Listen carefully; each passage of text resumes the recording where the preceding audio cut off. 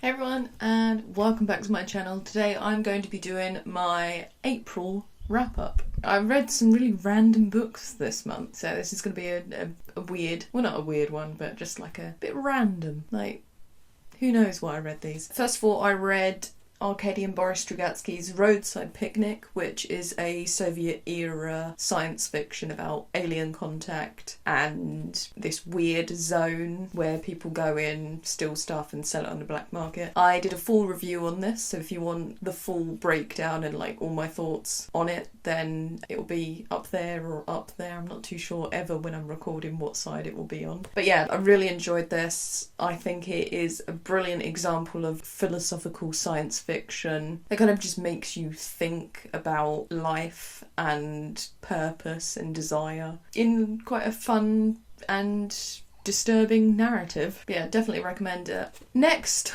I read The Art of War by Sun Tzu.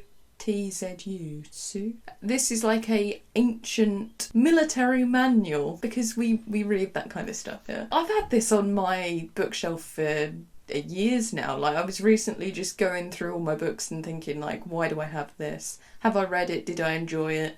What books can I get rid of? Because I just keep buying more books and I've got a limited amount of space. So I thought I would read some of the short things on my shelf so that I could make room for new stuff, or just think, okay, I'm not really into this. So that's why I read The Art of War. I don't really know what I've gained from this. All I know that if I ever have like an arch nemesis in life, then I know how to engage in war with them. There is a quote from it which I think is brilliant, and it's actually like printed on the front here. It says, "Lure with bait, strike with chaos." And I think that's just going to be like my life motto now. Lure with bait and strike with chaos. But yeah, like it was a quick read. It basically preaches that diplomacy should come before all other types of conflict. So if you can't solve a problem through diplomacy, that's when you go to battle.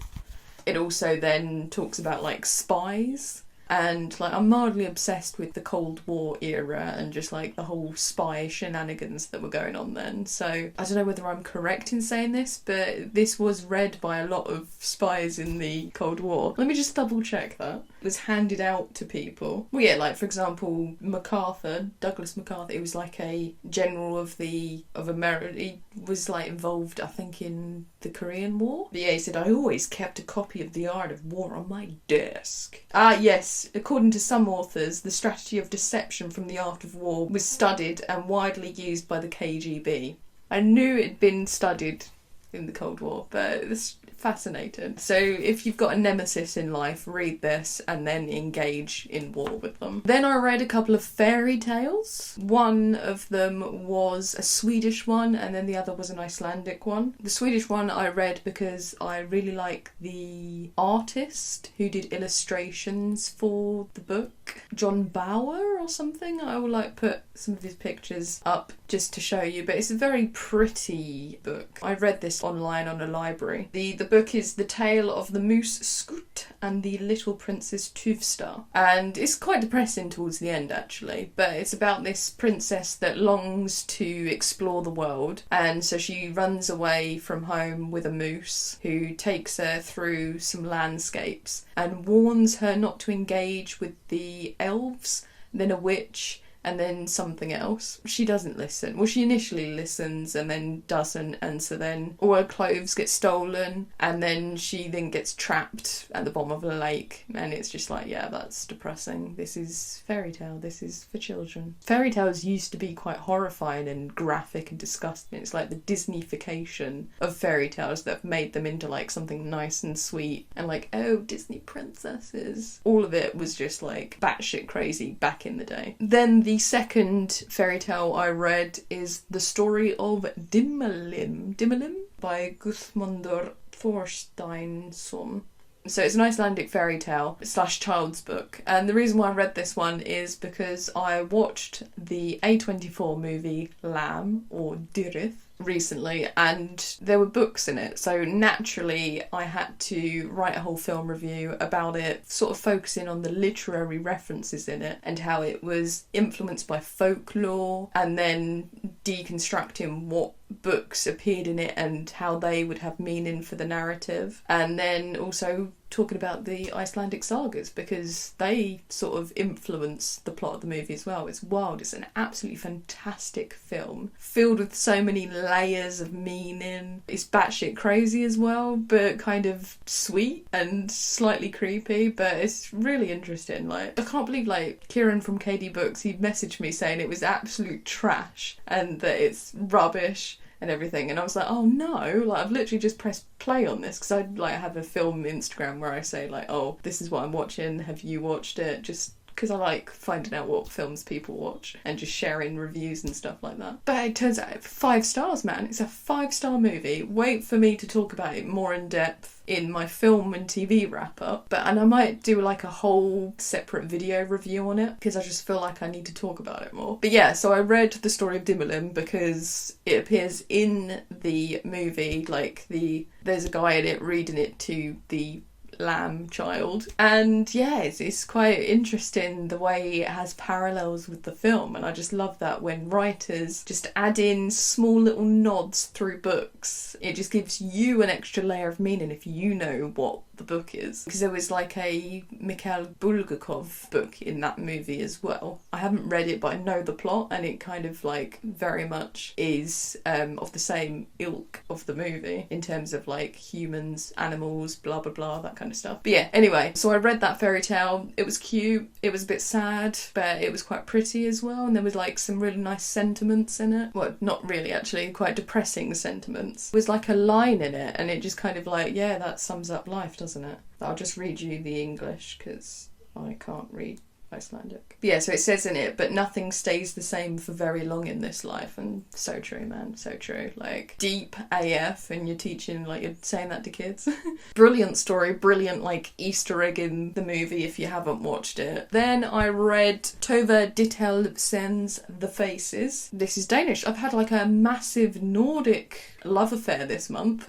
I mean, to be honest, for the last few months, because I've been watching loads of Nordic noirs. I also watched like another one this month, but obviously wait until the film and TV video for that. This is an exceptional book. Right, so this is The Faces by Tove Ditlevsen. It's translated by Tina Nunali, and it's about a children's book author called Eliza, who has a husband who's a piece of crap, who is like having an affair with their nanny slash housekeeper. She has a mental breakdown, goes to a mental institution, and the narrative basically just sort of feels so surreal that in places you have to really question, did that really actually happen? And then quite often, no, it didn't. The way it's written is so gorgeous. There's like so many similes, metaphors, and just the surrealness of the whole story seeps into every line. There's a moment where people suddenly have the faces of donkeys. There's like pipes that talk and like faces that appear behind things. The way faces are described in this, oh my goodness, just the way she looks at people and then has this thought and feeling about their face. Yeah, there was just some really uncanny descriptions in this. Yeah, like just one line, I'm just flicking through the pages here. One line. A smile crept like a worm across her mouth. Then afterwards, it looked as if she had never smiled. Gross. But so evocative, like you get the feeling of uneasiness just through that line. Oh right, yeah, this one as well. The doctor regarded her for a moment in silence. Her face was fragile and glass-like, as if a sneeze from 6 feet away might break it into 1,000 pieces that could never be put back together again.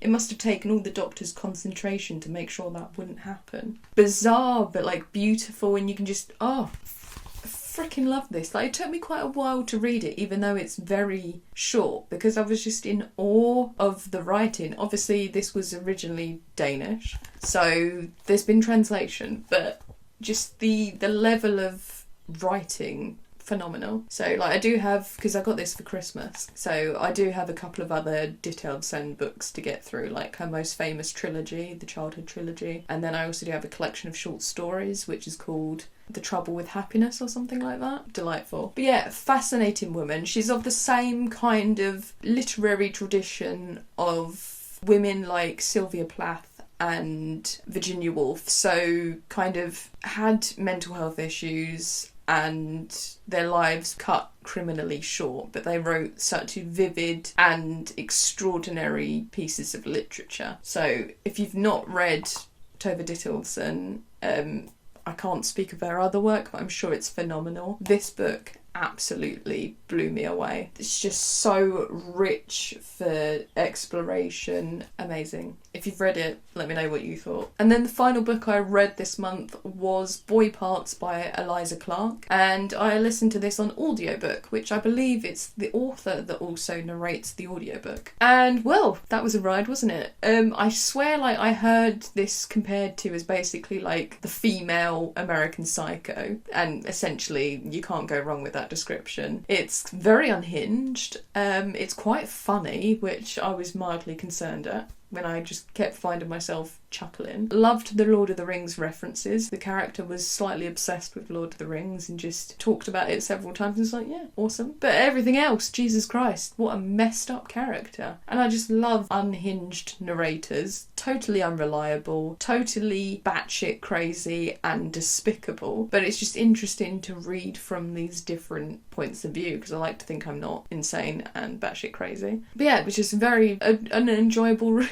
I don't know what that says about me. I think a lot of people like this book and a lot of people dislike it because it's like that very much Marmite, lip-thick, unreliable, unhinged woman narrator, which is basically my thing. Yes, bring on all the unhinged, freaky women. I will read them all. But yeah, I don't really know what to say about it because like it feels like you could spoil the book very easily. But yeah, it was weird, dark, but funny. A great satire on like narcissism and the confusion of finding your place in this world. But yeah, enjoyed it, loved it, highly recommend it. I guess that's the end of this video. It's been quite actually a quick one, surprisingly, I think. I mean, I'll press end record in a second, it'll be like 6 hours long. I read some fantastic books, some weird random books this month. If you enjoyed this video, please give me a thumbs up, like, subscribe, do all that business, and I will see you again soon in my next video. Bye bye.